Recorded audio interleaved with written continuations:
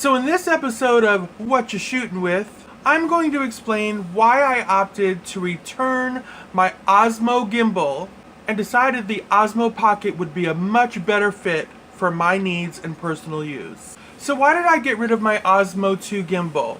Well, after using it once or twice, I really decided it was far too cumbersome for my use.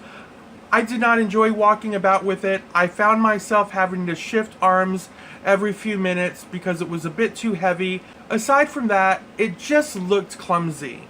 It felt clumsy. But most important, when I'm out and about shooting in public, I really prefer to shoot with something that's got much more stealth. And this is going to offer me that way more than the gimbal attached to my phone would ever do.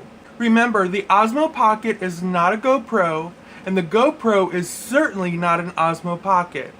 I know there's a lot of videos out there comparing the two, but basically that's because of the size. Both are extremely small and take up a very small footprint. But that's about all they have in common. After doing my research, as well as watching an endless amount of videos, I decided the Osmo Pocket was going to be much better for vlogging out in public, whereas my GoPro would be much better for action. I have both.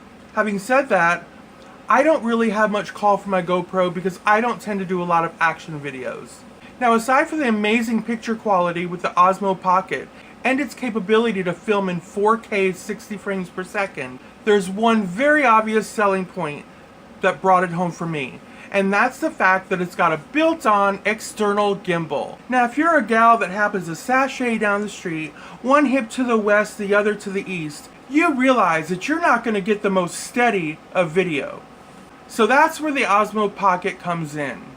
It's going to allow me to capture amazing video as well as maintain stabilization. So let's talk price. My Osmo gimbal set me back just over a whopping $130. And again, after using it a couple times, I really decided it was not money well spent, and that's where the Osmo Pocket came into my life.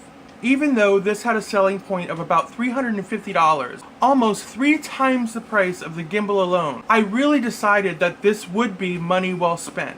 This device is going to allow me to capture so much of my content, whereas I can toss this right in my purse and leave most of my other equipment at home. So between my Samsung for my live streaming needs and my Osmo Pocket for all of my video needs, I really think these two devices are going to be more than enough. I could not be more excited to start utilizing this camera. So there we have it. This was my express version of What You Shootin' With. So till next time, shutter speed and love!